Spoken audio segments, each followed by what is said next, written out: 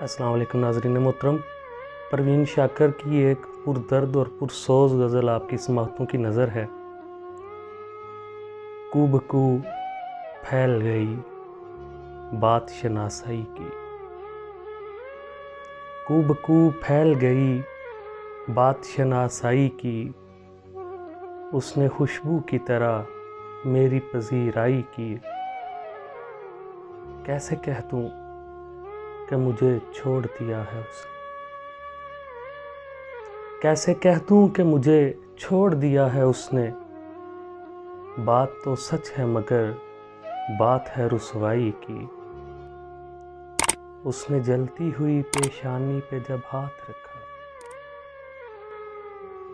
उसने जलती हुई पेशानी पे जब हाथ रखा, रूह तक आ गई तासीर मसीहाई की। तेरा पहलू तेरे दिल की तरह आबाद रहे, तेरा पहलू तेरे दिल की तरह आबाद रहे। तुझ पे गुजरे न क़यामत शबे तन्हाई की। वो कहीं भी गया लौटा तो मेरे पास आया,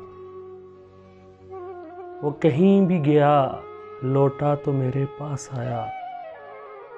बस यही बात है अच्छी मेरे हर जाई की, उसने खुशबू की तरह मेरी पजीराई।